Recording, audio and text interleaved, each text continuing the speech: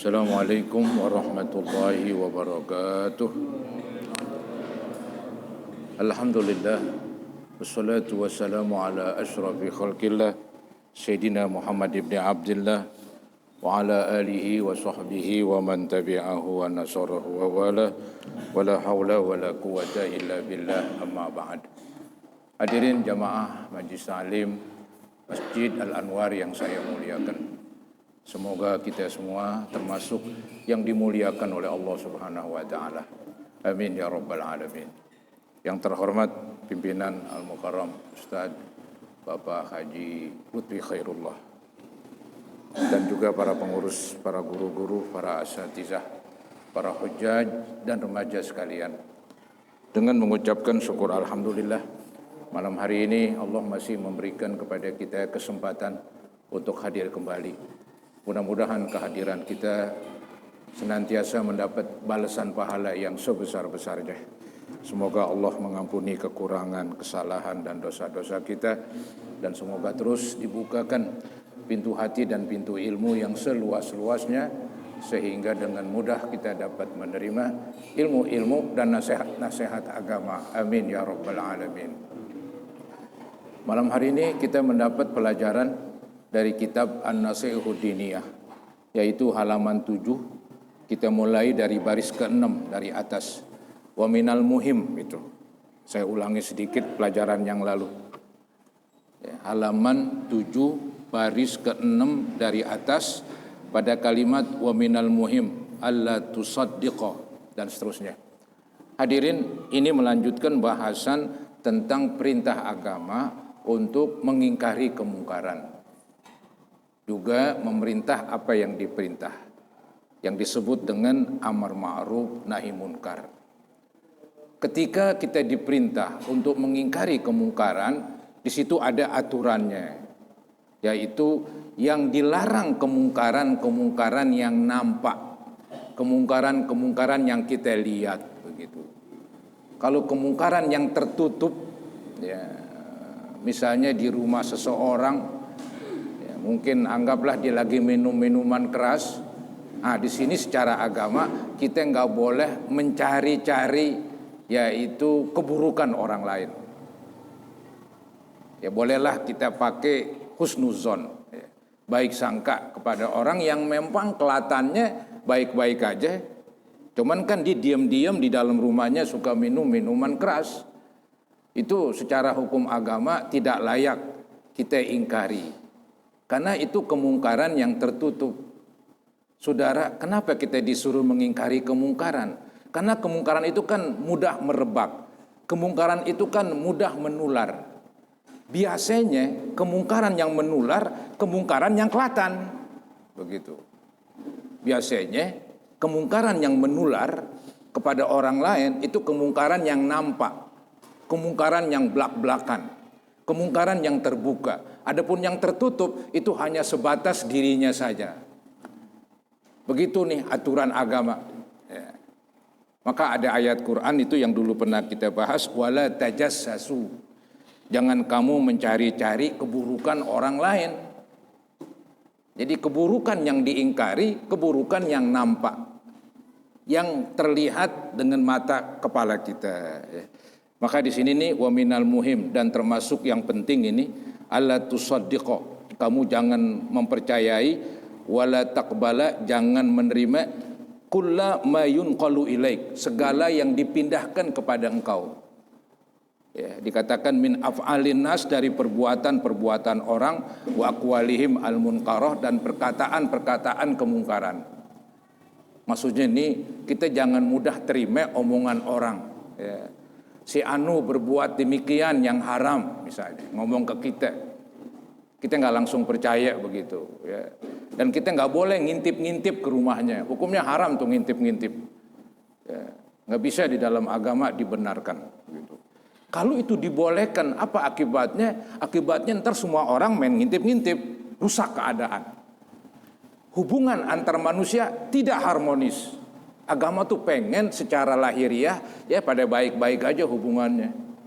Kalau dibolehkan saling mengintip, waduh, bahaya saudara-saudara itu.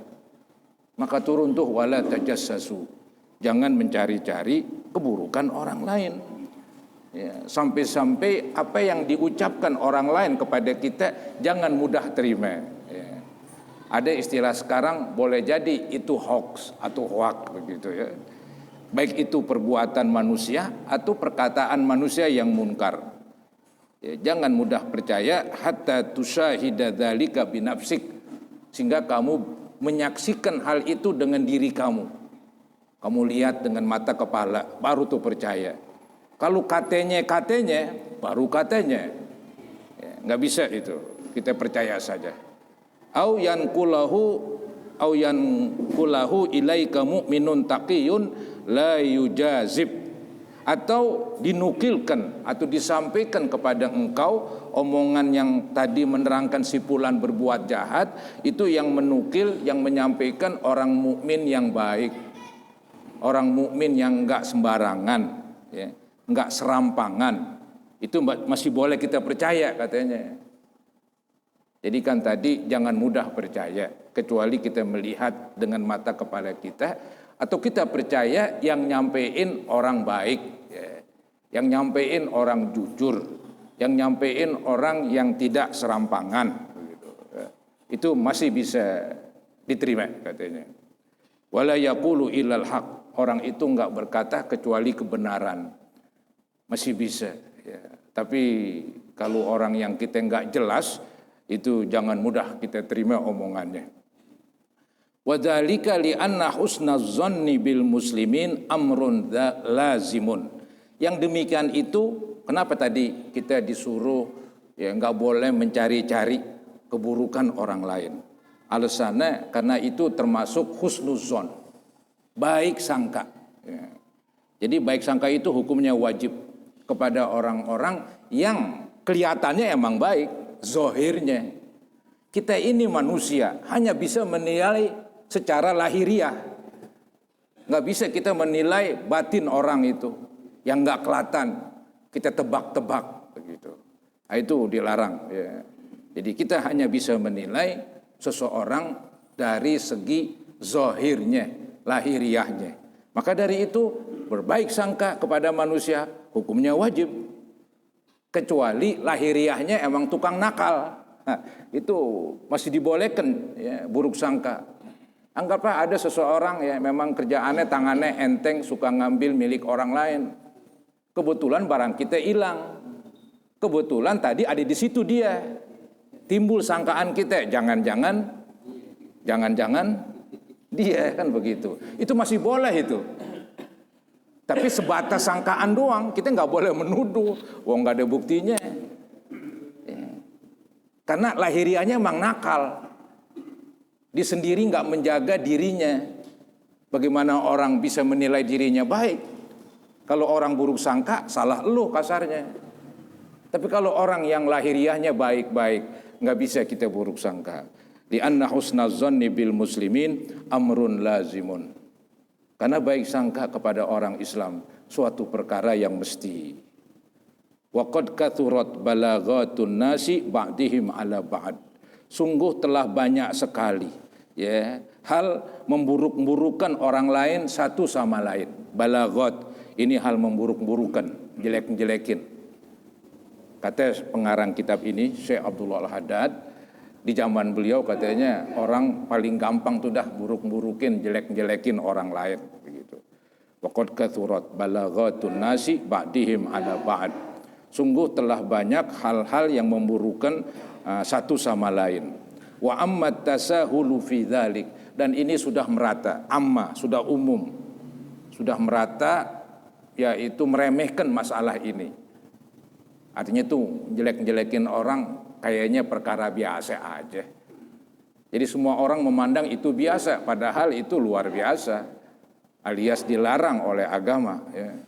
Ya, memburuk-burukan orang lain itu satu sama lain sudah banyak, sehingga wa ammat tasahulu fi dzalik, ya, menjadi umum meremehkan hal itu. Jadi tentang memburuk-burukan orang lain itu jadi umum. Jadi sesuatu yang sifatnya orang remehkan alias digampangin aja. Padahal itu suatu dosa katanya. Wa qallatil mubalat, dan sedikit sekali perhatian. Ya, artinya nggak peduli sudah. Jadi untuk buruk-burukin orang itu biasa lah katanya. Dia nggak peduli mau haram kayak mau kagak kayak begitu. Ya, itu kata Syekh Abdullah Al-Haddad. Wartafa'atil amanat, dan amanat sudah terangkat. Jadi ini di zaman beliau, apalagi zaman sekarang itu parahan lagi. Ya. Zaman sekarang tuh jelek-jelekin orang, ya kayaknya biasa. Dan udah merate di masyarakat begitu. Dan sedikitlah perhatian masalah ini. Jadi mereka nggak peduli begitu. Karena wartafa'atil amanah, karena amanat sudah terangkat. Ya. Maka tuh di kita tuh kalau ada pegawai jujur itu tenar banget udah.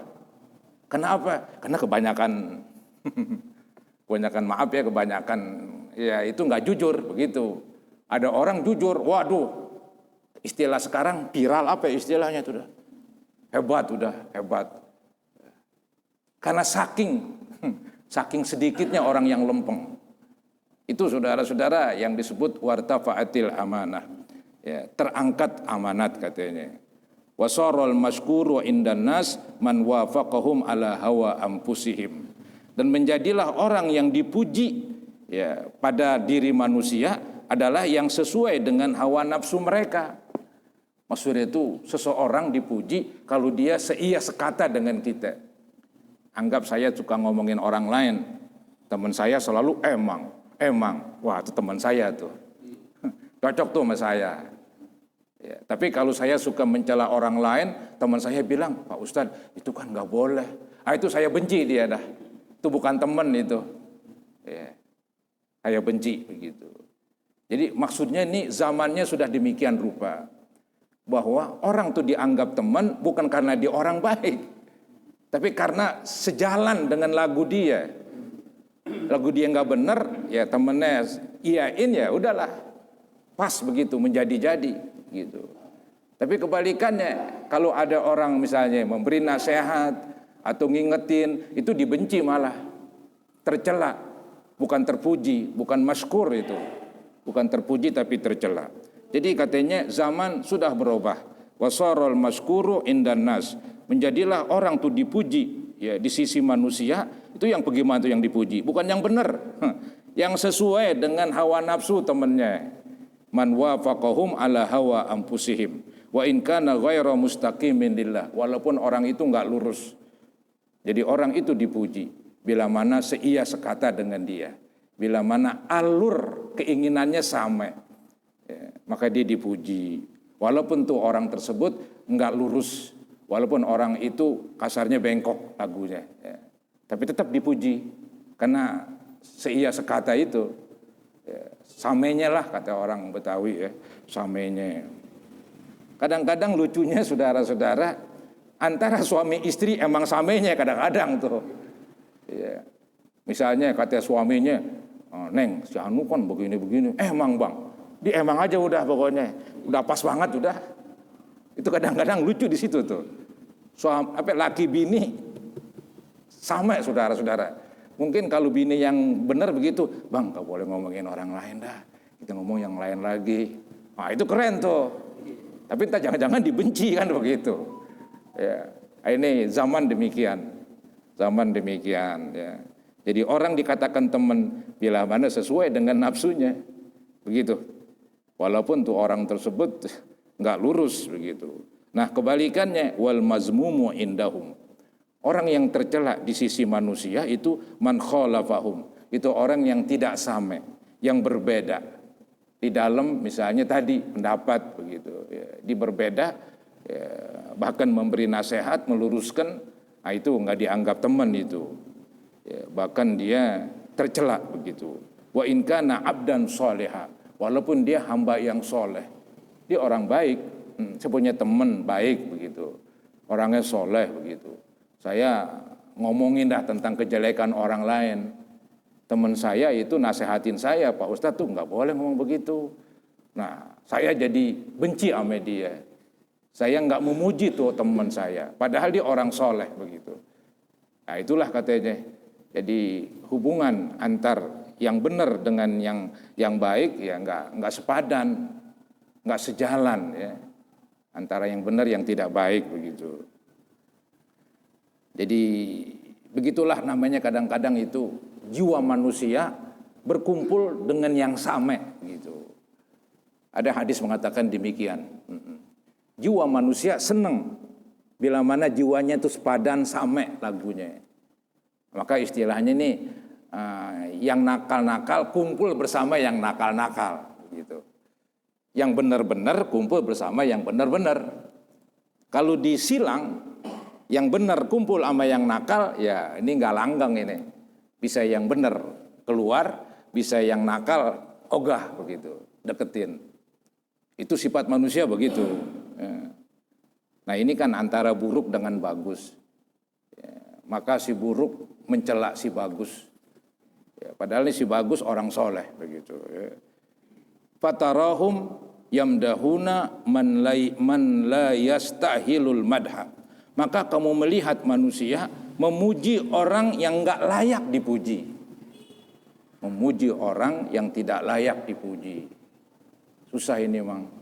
Apalagi dalam perkumpulan. Ya, misalnya orang udah menjadi rahasia umum. Bahwa si Fulan emang lagunya buruk lah kan begitu. Kebetulan dia jadi ketua apa kali. Ya tetap yang terhormat juga udah. Iyalah begitu gambarannya. Ya. Jadi orang tersebut sebetulnya nggak layak disebut yang terhormat. Gitu. Ini katanya patarahum yamdahuna. Maka kamu lihat mereka memuji man la yastahilul madha. Orang yang tidak layak mendapat pujian. Gitu. Jadi memuji padahal nggak layak. Ini kok dipuji kenapa? Padahal nggak layak. Limuwafaqatihi iyahum. Karena ini sama lagunya. Gara-gara sama lagunya orang itu nggak layak dipuji juga. Gitu. Diangkat.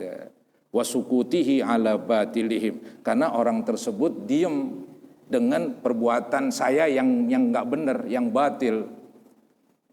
Jadi karena orang tersebut nggak pernah negor saya, orang tersebut nggak pernah istilahnya nasehatin saya, ya, maka saya ini ya memuji, ya, saya ini dipujilah begitu ya, walaupun saya nakal, gitu, karena memang lagunya sama.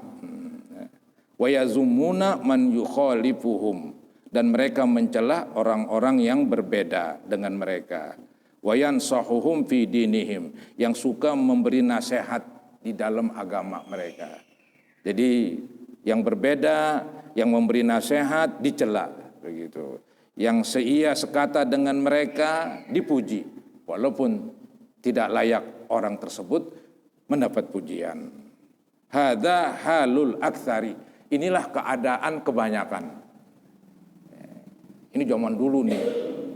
Ya, 100 tahun yang lalu begitu. Ya. Udah begini, apalagi zaman sekarang berat saudara-saudara ya. Hadza halul aktsari.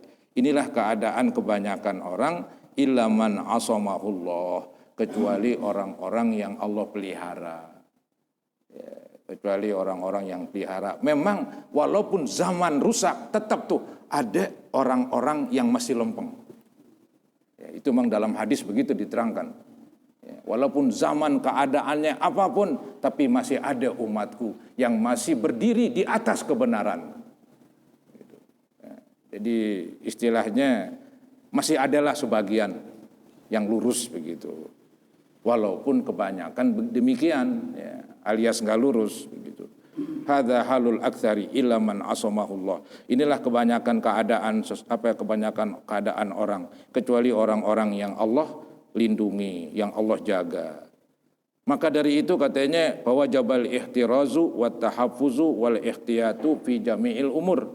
Maka dari itu wajib kita menjaga, ya, memelihara hati-hati di dalam segala perkara. Artinya enggak sembrono kita memuji orang, ya. Kemudian juga kita enggak langsung istilahnya mencela orang. Jadi boleh jadi yang kita dengar enggak sesuai dengan kenyataan. Jadi kita baik sangka. ya, baik sangka kepada manusia yang tadi itu, ya. Kemudian pujilah orang, ya, bila mana dia layak dipuji. Itu yang bagus katanya. Kita bukan memuji lantaran dia baik sama kita, ya, tapi pujilah orang lantaran dia orang soleh. Ini yang dulu disebutkan berteman karena orang itu baik, benci kepada orang karena orang itu buruk lagunya. Ini yang dikatakan berteman karena Allah, kemudian benci karena Allah. Itu berteman dan bencinya mendapat pahala. Ya, kita berteman sama seseorang bukan karena dia pejabat, bukan karena dia orang kaya, tapi dia orang lurus, dia orang baik, maka kita dekat sama dia. Kita benci sama seseorang bukan karena dia miskin, bukan karena dia jelek penampilannya, tapi lagunya nggak benar walaupun ganteng. Ya, jadi bencinya kita karena Allah. Begitu. Itu dalam agama dibolehkan demikian. Ya. Kemudian fa inna zamana maftunun, maka sesungguhnya zaman sudah penuh dengan fitnah, ya, dengan kekacauan. Ya, zaman sudah kacau katanya. Sebutnya sih bukan zamannya, orang yang ada di zaman tersebut. Cuman bahasa gaulnya begitu. Istilah kita zaman udah rusak. Bukan zamannya yang rusak, orang yang di dalam zaman tersebut. Fa inna zaman maftunun. Sesungguhnya zaman sudah penuh dengan fitnah, dengan kekacauan. Wa ahlahu anil haqqi nakibun. Dan penduduk atau orang-orang yang hidup di zaman tersebut dari kebenaran nakibun, menyimpang. Ya, jadi orang dari kebenaran banyak menyimpang. Illa man sya Allah, kecuali orang-orang yang Allah kehendaki tadi. Ya. Minhum, dari mereka masih ada lempeng, masih ada berdiri di atas kebenaran. Cuman wahumul aqallun, cuman mereka sedikit jumlahnya. Begitulah saudara-saudara, Syekh Abdul Haddad memberi nasihat kepada kita. Jadi kesimpulannya ini, apa yang beliau sampaikan, yaitu kita nggak disuruh memang mengingkari kemungkaran. Tapi ingkarilah kemungkaran yang nampak, yang terbuka. Kemungkaran yang tertutup, kita nggak ada hak mengorek-ngorek. Apalagi ngintip-ngintip begitu. Kemudian yang kedua kesimpulannya, kita nggak mudah percaya apa yang disampaikan sama orang dari keburukan orang lain. Jangan mudah, ya. Kenapa? Zamannya udah begini, ya, amanat sudah terangkat, orang udah nggak peduli sama yang halal haram, ya, orang nggak peduli dengan agama. Jadi jangan mudah kita menerima omongan-omongan dari orang lain. Ya. Kemudian lanjutannya nih, wa'lam annar rifqa wal lutfa wa mujanabatal ghilzah wal unf aslun kabir fi qabulil haq wal inqiyad lahu. Ketahuilah oleh kamu, wa'lam, ketahuilah oleh kamu. Artinya kita disuruh tahu ini, suruh tahu, penting ini katanya. Yaitu apa tuh yang perlu kita ketahui? Annar rifqa wal lutfa, bahwasanya bersifat ramah, bersifat lembut. Maksudnya ini ketika kita mengingkari kemungkaran, jangan bersifat kasar. Karena emang sifat manusia tuh ogah dikasarin. Nggak inti, nggak aneh, sama aja lagunya. Manusia itu ogah dikasarin. Nah ini Syekh Abdul Haddad memberikan semacam kiat, memberikan semacam cara katanya. Bagaimana mengingkari kemungkaran. Pakailah dengan cara yang lembut. Pakailah dengan cara yang baik. Begitu. Ya. Kalau langsung kasar, ya ntar istilahnya itu usahanya mengingkari kemungkaran sulit untuk berhasil lah, karena dia menyampaikannya kurang pas begitu. Jadi kalau begitu perlu teori juga ini, perlu siasat dan politik begitu. Nah inilah politik di dalam mengingkari kemungkaran, yaitu bersifat ramah dan bersifat lembut begitu. Wa'lam annar rifqa wal lutfa, ketahuilah oleh kamu bahwasanya bersifat ramah dan bersifat lembut, wa mujanabatal ghilzah, dan menjauhi dari sifat kasar, ya. Wa mujanabatal ghilzah wal unfi, menjauh dari cara keras katanya. Itu aslun kabir, merupakan pokok yang besar. Ini merupakan pondasi ini. Fi qabulil haq, di dalam diterimanya kebenaran. Maksudnya suatu kebenaran itu bisa diterima bila mana yang menyampaikan, yang mengingkarinya dengan cara yang baik, dengan cara lemah lembut, menjauhkan kasar, bengis dan sebagainya. Nah, cara lemah lembut, cara rahmah itu adalah aslun kabir, merupakan pokok yang besar, fondasi katanya di dalam menyampaikan. Kalau kita langsung kasar aja, orang kabur katanya. Ya. Tapi tujuan kita nggak berhasil, begitu. Ini kan diharapkan tujuan kita berhasil ini, maka pakai cara lah katanya. Ya. Jadi dikatakan aslun kabir, cara ramah, lemah lembut, menjauhi sifat kasar, kemudian cara kasar itu merupakan pokok yang besar di dalam diterimanya kebenaran, fi qabulil haq wal inqiyad lahu, di dalam tunduknya seseorang kepada kebenaran. Caranya tadi begitu. Fa'alaika bidzalik, maka hendaklah engkau yang demikian tersebut. Hendaklah engkau melaksanakan mengingkari kemungkaran dengan cara yang tadi. Ma'aman amartahu, bersama orang yang engkau perintahkan, au nahaitahu, atau bersama orang yang kamu larang, au nasahtahu, atau bersama orang yang kamu nasihati, minal muslimin, dari orang Islam. Jadi Syekh Abdul Haddad meminta kepada kita supaya bersifat ramah, bersifat lembut, menjauhi sifat kasar, kemudian menjauhi cara kekerasan. Nah, ini supaya dipakai katanya di dalam ya, kita memerintah orang yang pengen kita perintah, di dalam kita mencegah, melarang orang yang kita larang, di dalam kita memberi nasihat orang yang kita nasihatin. Begitu saudara-saudara ya, nggak ada sifat kasar. Itu Islam demikian memang. Ya walaupun ntar bisa aja terjadi. Ya, itu yang pakai kekerasan, itu nanti selayaknya yang melaksanakan yang punya kekuasaan. Ya.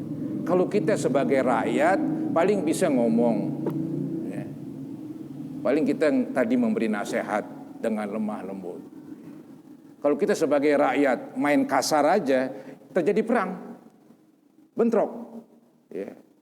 Ketika terjadi bentrok, kita ini bukan mengingkari kemungkaran, malah nambahin, nanti terjadi pembunuhan, terjadi perkelahian, bisa terjadi bakar-bakaran, gara-gara berbenturan dua kelompok.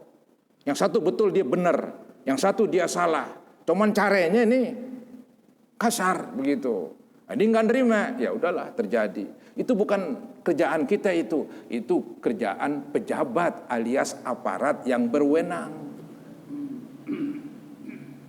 Kalau mereka dengan cara kasar, ya itu punya kekuasaan, punya semacam ya pasukan lah begitu, dan mereka ditakutin lah secara yang wajar. Kalau kita sebagai orang sipil main kasar ya ditindas lagi sama dia. Ya. Maka terjadilah katanya bukan mengingkari kemungkaran dan bukan menghilangi kemungkaran, tapi kemungkaran malah bertambah. Nah ini nggak pakai cara ini katanya gara-gara begini nih, nggak pakai teori yang benar. Ya. Begitu saudara-saudara ya. Jadi inilah cara yang betul ya, di dalam mengingkari kemungkaran. Kemudian maka beliau mengatakan lagi, wa ahsini siyasata fi dzalik. Bagusin siasat. Siasatnya nih ketika mengingkari kemungkaran bagusin. Ya, memang agak sulit memang ini. Sebagai contoh misalnya ada anak muda begitu. Kerjaannya nongkrong, kadang-kadang campur minuman keras, dimabok begitu. Ya, sebaiknya memang kita eluk dia. Ya, bagaimana caranya? Cara baik.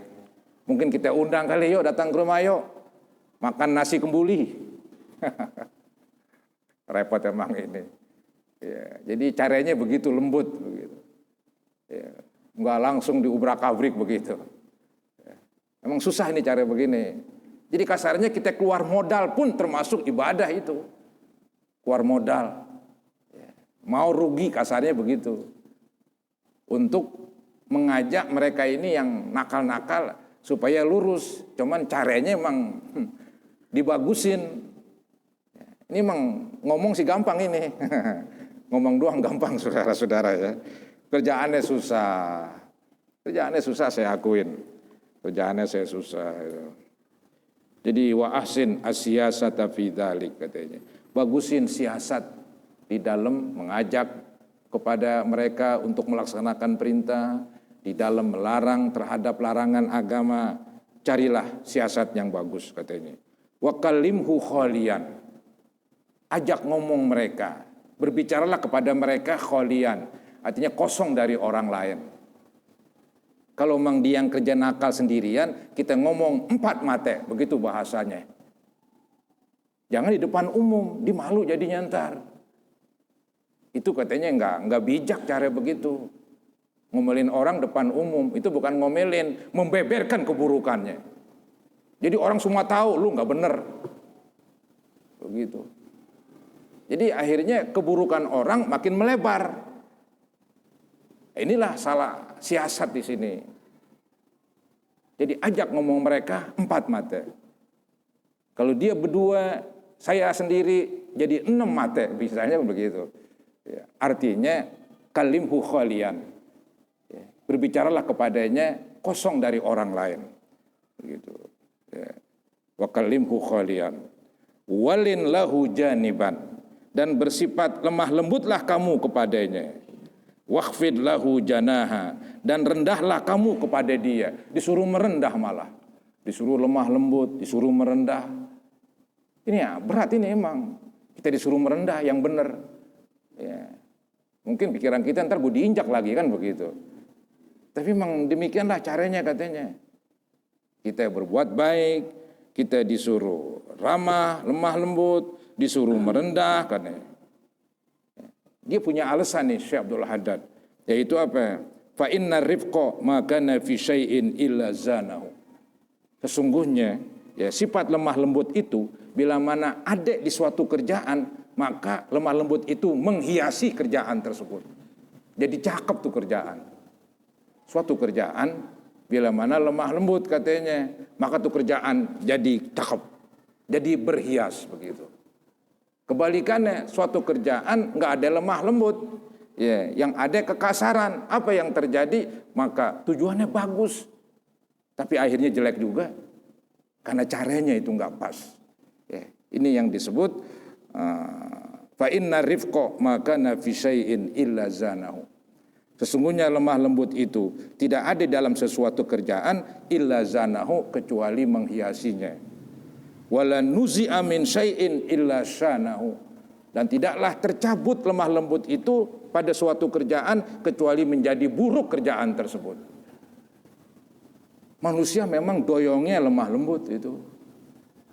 Nampaknya begitu. Itu udah dari sononya. Naluri manusia doyongnya kepada yang lemah lembut begitu. Kebalikannya manusia ogah terhadap yang kasar-kasar. Ya, yang bersifat bengis dan kasar. Ya. Jadi agama nih memakai ini, ya, memakai cara ini dalam rangka mengajak kebaikan, dalam rangka mencegah kemungkaran yang disebut amar ma'ruf nahi munkar. Kama qala alaihi salatu wassalam, sebagaimana yang disabdakan oleh Nabi. Ya, memang dalam hadis begitu. Ya, jadi tidaklah suatu lemah lembut ya, ada pada suatu kerjaan kecuali menghiasinya, dan tidaklah sifat lemah lembut tercabut dari suatu kerjaan kecuali kerjaan itu akan membuat jadi buruk begitu. Ditambah lagi katanya ini kama qala Allah taala li rasulih, sebagaimana yang difirmankan oleh Allah kepada rasulnya, fabima rahmatim minallahi lintalahum walau kunta fadhan ghalidhal qalbi lam faddu min haulik. Ini ayat menjelaskan tentang perihal Nabi. Jadi Allah memang suruh Nabi bersifat kasih sayang katanya. Fabima rahmati minallah, maka dengan rahmat dari Allah itu lintalahum, engkau wahai Rasul bersifat lembut kepada mereka. Walau kunta fadhdhan ghalidhal qalb, seandainya engkau wahai Nabi Muhammad bersifat keras, kemudian berhati bengis, kasar, lam faddu min haulik, niscaya mereka akan menjauh dari kamu. Bahasa gampangnya mereka akan bubaran, ya, karena kita bersifat kasar. Nabi Muhammad memang dalam berdakwah demikian, ya. Itu terjadi peperangan yang sulit dielakkan, lama-kelamaan terjadi perang. Ya perang mesti kasar, mesti bunuh, mesti tabas kakinya, kepalanya. Itu lain lagi. Itu karena udah jalan yang bagus nggak nempan udah. Ya, Nabi kan berdakwah di Mekah itu 13 tahun dengan ucapan aja, nggak ada peperangan, nggak dapat izin dari Allah. Itu dapat izin perang setelah Nabi pindah ke Madinah itu. Karena orang Mekah masih ngadi-ngadi terus, masih menghalangi dakwah Islam. Ya udah terjadi peperangan, turun tuh ayat waqatilhum, perangi mereka. Begitu. 13 tahun nggak dapat izin. Pernah sahabat mengeluh, wahai Nabi, kenapa kita nggak diberi izin untuk berperang? Kita ini udah disakitin terus di Mekah, digencet terus. Nabi bilang sabar. Bahkan Nabi ceritakan dulu, zaman dulu katanya sebelum beliau, itu ada umat katanya dimusuhin sampai-sampai digodot kepalanya dengan godot, terbelah dua, tetap ya, dia beriman katanya. Ada yang disisir dagingnya dengan sisir besi, ngelopok tuh dagingnya, tetap dia beriman. Maksudnya kamu baru sekian, baru kecil, ya udah sabar. Karena memang nggak ada perintah dari Allah. Itu mulain perang ya tadi. Setelah jalan lemah lembut nggak nempan udah, ya, mesti peperangan. Nah ini saudara-saudara Nabi Muhammad demikian, ya, punya sifat. Ya. Baik, ada yang bertanya? Saya persilakan. Ya silakan.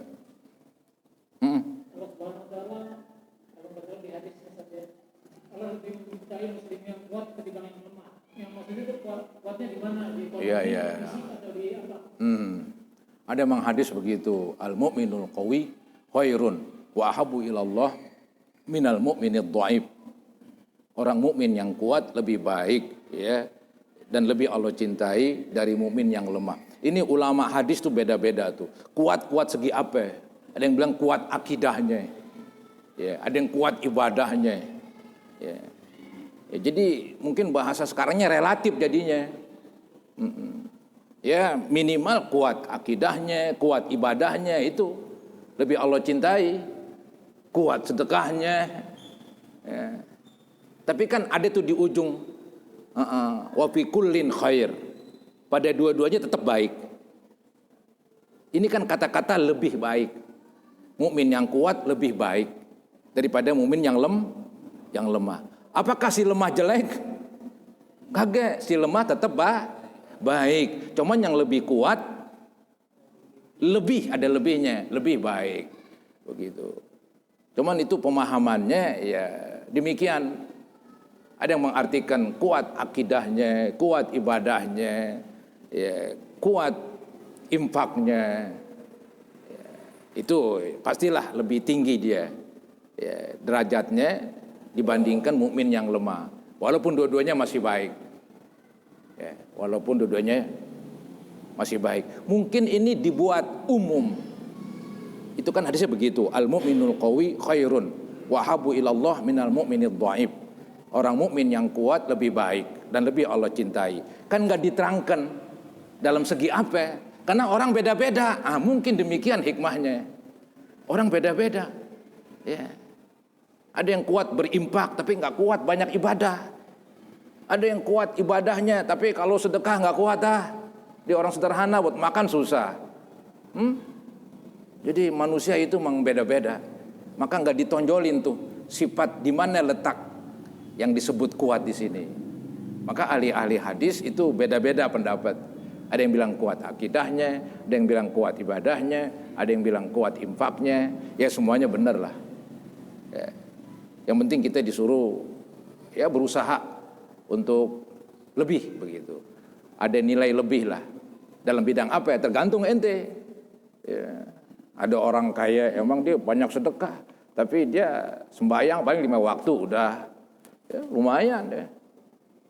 Ada lagi ntar umat Islam mungkin baik dalam segi ibadah, banyak ibadahnya, segi infaknya lemah udah. Kan jadi cakep semua itu. Ya. Baik. Baik saudara-saudara, ini lanjutannya ini ayat Al-Quran ini. Sambungan dari penjelasan ayat yang sudah. Ya. Kan ayat yang sudah kan wa ya'muruna bil ma'ruf wa yanhauna 'anil munkar wa ulaika humul muflihun begitu. Jadi itu penjelasannya itu. Kemudian ya dilanjutkan ayatnya yang sekarang ini wala takunu kalladzina tafarraqu wakhtalafu min ba'di ma ja'ahumul bayyinat. Ya, jadi tadi orang Islam disuruh mengingkari kemungkaran, disuruh amar ma'ruf ya. Kemudian di sini nih dilarang mereka untuk berpecah belah. Ini kebanyakan ulama mengartikan berpecah belah di dalam usul masalah pokok-pokok agama. Kalau masalah furu' alias cabang itu memang beda-beda.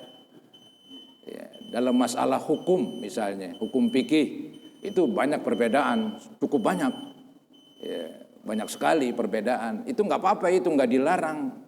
Yang dilarang perbedaan dalam masalah pokok. Ya sebagai contoh kali yang zaman sekarang ada yang masih meyakini setelah Nabi Muhammad ada Nabi lagi. Itu udah kusut itu dah. Ya, Mirza Ghulam Ahmad namanya kan begitu. Itu parah udah. Itu beda dalam pokok itu. Ya, beda dalam pokok. Tapi kalau beda sholatnya demikian, ada yang gerak-gerakan lagi nunjuk, ada yang nunjuk aja nggak pakai gerak-gerakin, ya sudahlah semuanya sembahyang. Ya, mau dikata apa? Ada yang sedekah, ada yang lepas tangannya, gitu.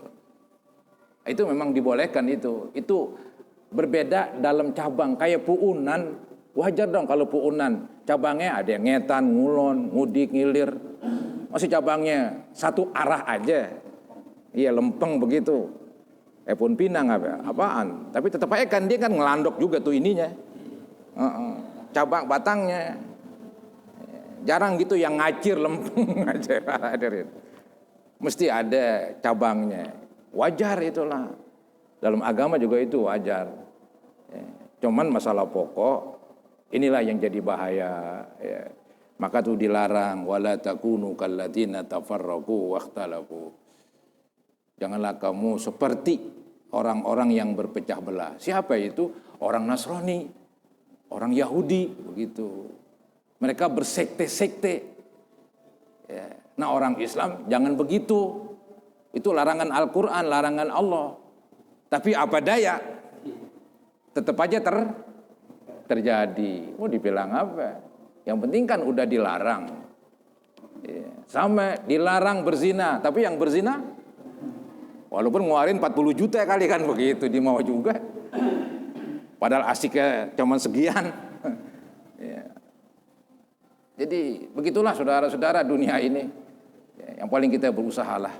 Kita berusaha menjadi orang baik. Kalau kita bengkok, ya buru-buru bertobat biar lempeng. Itu aja lah. Ya mudah-mudahan apa yang saya sampaikan bermanfaat bagi saya dan bagi para hadirin sekalian.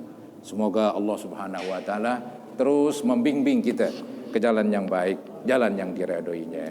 Dan mudah-mudahan Allah ampuni kekurangan, kesalahan dan dosa-dosa kita serta dosa ibu bapak dan guru-guru kita. Al-Fatihah ala ma nawaina wa ala ma nawaitum wa ila hadratin Nabi Rasulillah sallallahu alaihi wasallam. Al-Fatihah. A'udzubillahi minasyaitonir rajim. Bismillah. Alhamdulillahirabbil alamin. Iyyaka na'budu wa iyyaka nasta'in. Shiratal ladzina an'amta 'alaihim ghairil waladdallin. Astaghfirullahaladzim, astaghfirullahaladzim, astaghfirullahaladzim. Allahumma salli ala sayyidina Muhammad wa ala sayyidina Muhammad وسلم تسليما كثيرا والحمد لله رب العالمين. اللهم انفعنا بما علمتنا وعلمنا ما ينفعنا وزدنا علما نافعا. اللهم زدنا ولا تنقصنا وأكرمنا ولا تهنا وعاتنا ولا تحرمنا وآثرنا ولا تؤثر علينا وأرضنا وارض عنا. اللهم اغفر للمسلمين والمسلمات والمؤمنين والمؤمنات الأحياء منهم والأموات. ربنا آتنا في الدنيا حسنة وفي الآخرة حسنة وقنا عذاب النار. وصلى الله على سيدنا محمد وعلى آله وصحبه wasallam. Alhamdulillahi rabbil alamin. Kurang lebihnya mohon maaf. Assalamualaikum warahmatullahi wabarakatuh.